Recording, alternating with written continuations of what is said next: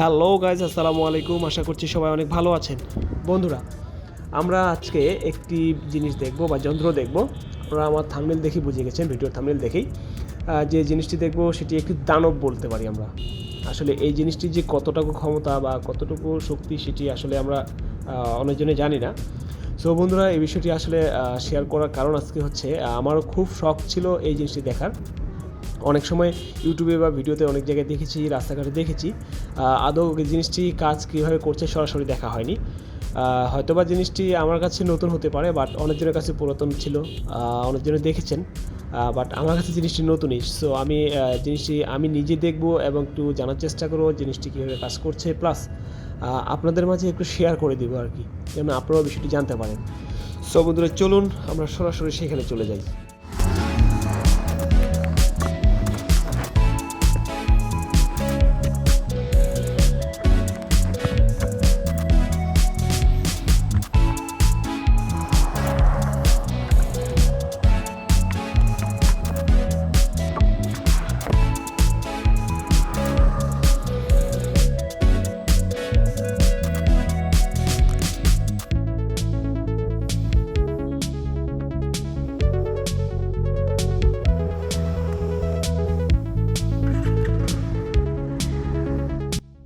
Hello bikers বন্ধুরা, আসসালামু আলাইকুম। আশা করছি সবাই অনেক ভালো আছেন। বন্ধুরা, আমি আজকে যে জিনিসটি দেখতে যাচ্ছি সেটি বিষয়ে আলোচনা একটু আগে করেছি, প্লাস আমার থাম্বনেলে রয়েছি। সো বন্ধুরা, আমরা সরাসরি এই যে যন্ত্রটি যেখানে রয়েছে সেখানে যাচ্ছি। সো যাইতে যাতে বেশ কয়েকটি কথা বলতে চাই, সেটি হচ্ছে আপনার ড্রাইভিং লাইসেন্সের বিষয় নিয়ে। আসলে বর্তমানে বাংলাদেশে আইন কানুন অনেকটাই করা হয়ে যাচ্ছে, তো সেক্ষেত্রে উচিত বাংলাদেশের আপনার ড্রাইভিং লাইসেন্সগুলো করে নেওয়া। ড্রাইভিং লাইসেন্স করতে বেশি একটা খরচ হয় না, খুব বেশি একটা না, তো সবাই ড্রাইভিং লাইসেন্সগুলো করে নেবেন। আর অবশ্যই হ্যাঁ, আপনার বাইকের যে রেজিস্ট্রেশনটি রয়েছে এটিও করে নেবেন, কারণ বর্তমানে যে রেটটি রয়েছে আগামীতে হয়তো বা এটি বেড়ে যেতে পারে। সো এটি উচিত সবার করে নেওয়া, অল্প টাকার মধ্যে যেটি রয়েছে, যেটাকে আপনার হাফ টাকা বলা হয়। সো আমি আপনাকে আজকে একটা জিনিস বলে দিতে যাচ্ছি, সেটি হচ্ছে রেজিস্ট্রেশন ফি যেটা আছে সেই রেজিস্ট্রেশন ফিটা একটু খরচটা বলে দিই, কত সিসি বাইকে কত টাকা দিতে হচ্ছে। সো বন্ধুরা, সর্বপ্রথমে বলি, আপনার 80 থেকে 100 সিসি পর্যন্ত যেটি বাইক, এই বাইকগুলোর রেজিস্ট্রেশন ফি হচ্ছে একই রকম, একই অ্যামাউন্ট। সেই অ্যামাউন্টটি হচ্ছে আপনার 8,829 টাকা। এটা বর্তমান রেট, এখনকার রেট হচ্ছে 8,829 টাকা। এটি হচ্ছে আপনার খুবই অল্প টাকা বা হাফ টাকায়। এরপরে আপনার যে টাকাটি দেওয়া লাগবে 2 বছর পর সেটা কিস্তিতে বলতে পারেন। এক কথায় বন্ধুরা, এটাকে কিস্তি বলা চলে না, সেটা হচ্ছে সরকারি ট্যাক্স টোকেন, যেটাকে আপনি পরে দিতে পারবেন। আর আপনি যখন শোরুম থেকে আপনার সম্পূর্ণ গাড়িটির ফাইল পেয়ে যাবেন, তখন ফাইলগুলো এবং এই কাগজগুলো অ্যাটাচড করে একটি ফাইল তৈরি করে এগুলো দিয়ে আপনারা জমা দিলে নাম্বার প্লেট, স্মার্ট কার্ড সব কিছু পেয়ে যাবেন। এই টাকার মধ্যেই পেয়ে যাবেন। তবে ট্যাক্স টোকেন যেটি রয়েছে সেখানে আপনার মেয়াদ দেওয়া থাকবে, সেই মেয়াদের মধ্যে আপনাকে মেয়াদের আগে গিয়ে ব্যাংকে গিয়ে টাকা জমা দিয়ে নতুন আরও একটি ট্যাক্স টোকেন নিতে হবে। সিস্টেম হচ্ছে এটাই। আর আরেকটা জিনিস বলা হয়নি, সেটি হচ্ছে 102 সিসি বা 101 সিসি থেকে 160 বা 65 পর্যন্ত যে গাড়িগুলো রয়েছে সেগুলোর অ্যামাউন্ট বা রেজিস্ট্রেশন ফি একটাই। সেটার অ্যামাউন্ট ফি বর্তমান যেটি হচ্ছে 10,152 টাকা।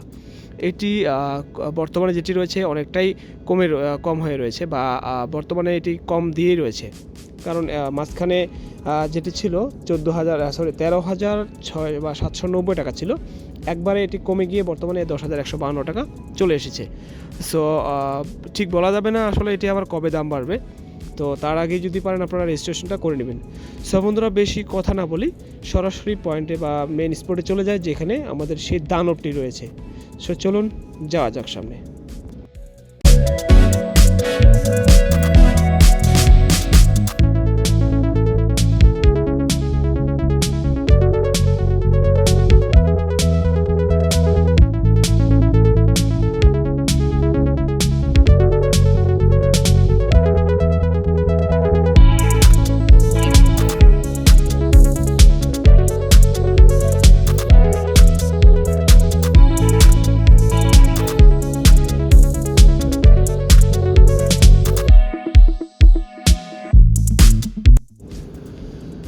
এই তো আমরা কাছাকাছি চলে এসেছি। সো আমরা এখন বাইকটি এখানে দাঁড় করিয়ে আমরা সরাসরি ভাটার দিকে চলে যাব, যে জায়গায় এই এক্সকাভেটর বা যন্ত্রটি রয়েছে। এটি হচ্ছে একটি ভাটা। এইখানে আপনার ইটগুলো তৈরি করা হয়েছে, দেখেন এগুলো কিন্তু পরে পুড়বে। আর পাশে যে ঢিপি দেখতে পাচ্ছেন এগুলো কিন্তু সব হচ্ছে কয়লা। সো আমরা সরাসরি সেই জায়গায় চলে যাই, যেখানে সামনে কিন্তু এক্সকাভেটর একটা দেখা যাচ্ছে অলরেডি। আগুন দেখে আসি, আগুন। হ্যাঁ, এবার একটু ভালো লাগছে, ঠিকই কথা।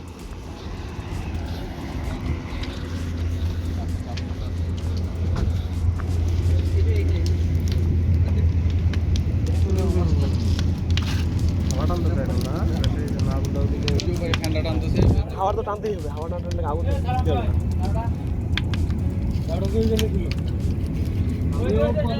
অক্সিজেন ছাড়া এটা আগুন জ্বলবে না।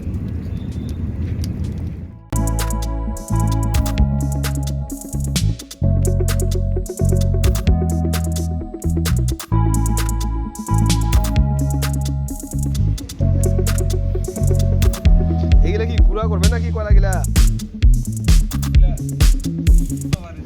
হ্যালো বন্ধুরা, আমার হাতে যেগুলো দেখতে পাচ্ছেন বা এর মধ্যে ক্যামেরায় আমি যেগুলো দেখাচ্ছি, এগুলো হচ্ছে আপনার খনির কয়লা। এগুলো কিন্তু আমাদের কাঠকলায় পুরা কোনো কয়লা নয়, এগুলো হচ্ছে খনির কয়লা। এগুলো কিন্তু ভাটায় দিতে হয়, কারণ এগুলো দিয়ে আপনার ইটগুলো পুরায় বা এগুলো দিয়ে আগুন জ্বালিয়ে দেয়। এগুলো মেশিনে নিয়ে গুঁড়ো করতে হয়, তখন দেন এগুলো আপনার কাজে দিবে। বন্ধুরা চলুন, অনেক কিছু দেখা হয়েছে, এবার সরাসরি চলে যাই সেই দানবের কাছে। এই যে আমার সামনে অলরেডি দেখতে পাচ্ছেন, এই হচ্ছে সেই এক্সকাভেটর। এটির কাজ বর্তমানে চলছে। এটি কিন্তু ভাটার যে মাটিগুলো এই পাহাড় সমান ঢিপ করে রাখা হচ্ছে, এগুলোকে মনে করেন যে আপনার কেটে নামানো হচ্ছে, কারণ এগুলো কাজ মানে নামিয়ে এগুলোকে কাদা করে এগুলোকে দিয়ে ইট বানানোর জন্য। আর ভাটার মাটি কিন্তু এভাবে ঢিপ করে রাখা হয়। আর এখানে একজন এক্সকাভেটর ড্রাইভার চালাচ্ছে আর এক্সকাভেটর দেখতেছি। তো চলুন সম্পূর্ণ ভিডিওটা আমরা ভালোভাবে দেখি, বুঝতে পারবো যে কীভাবে কী কাজ করছে। সো আমরা এই জিনিসটি একটু এনজয় করি। সো বন্ধুরা চলুন জানা যাক, এরপরে বিষয়গুলো আরও শেয়ার করবো আপনাদের সামনে। তারপরে বলে দিই, এই এক্সকাভেটরের যে পরিমাণ একটি শক্তি রয়েছে, এটি দিয়ে আপনার একটি ট্রাক্টরে যে মাটি তোলা হতো, আগে মনে করেন যে 2 থেকে 3টা মানুষ বা 4টা মানুষ মিলে আধা ঘন্টা ধরে বা 1 ঘন্টা বা 30 মিনিট ধরেই কিন্তু লাগতো। প্রায় একটা ট্রলি ভর্তি করতে 30 মিনিট সময় লাগে। বাট এই এক্সকাভেটর দিয়ে যদি আপনি ভর্তি করতে চান, তাহলে আপনার 30 মিনিট লাগবে না, জাস্ট 3 মিনিট। মানে হচ্ছে আপনার 3 মিনিটও নাও লাগতে পারে, কারণ আপনার এটা দিয়ে যদি 4বার যদি মাটি দেয়, তাহলে কিন্তু ট্রলিটি ভর্তি হয়ে যাবে। এর বেশি ট্রলিটিও লোড নিতে পারবে না। সো বন্ধুরা, এইটি দিয়ে আসলে কাজ করানোর মেন কাজ হচ্ছে সময় বাঁচানোর জন্য। দ্বিতীয়ত কাজ হচ্ছে যে আপনার কাজগুলো খুব সহজে হয়ে যায়। এই জন্য এই এক্সকাভেটর দিয়ে মানুষ এখন বর্তমানে কাজ করাচ্ছে। আর ভাটার মধ্যে এই জিনিসটা খুব ভালো কাজে লাগে, কারণ এই যে মাটি যেগুলো কাটাকাটি করে নামানো হয়, এগুলো সময়ও বেঁচে যায়। আর পুকুর খননের কাজের জন্য এক্সকাভেটর ব্যবহার করা হয়, কারণ হচ্ছে আপনার এই খুব তাড়াতাড়ি পুকুর খোঁড়া যায়। কারণ মানুষ দিয়ে আপনি কতদিনই বা কোদাল দিয়ে মাটি খুঁড়ে পুকুর একটি খুলবেন, যে জিনিসটি আপনি 1 মাসে করবেন, সেই জিনিসটি এরা দেখবেন যে 10-12 দিনে করে দিতে পারবে, অতদিন সময় নাও লাগতে পারে। আর এখানে আরও একটি বিষয় আমি আপনাদের সামনে শেয়ার করি। এটির শক্তি সম্বন্ধে অসম্ভব জিনিস আর কি, বা আমি এই মুহূর্তে বলতে পারতেছি না, কারণ এটি বিষয়ে ডিটেলস আমার জানা নেই।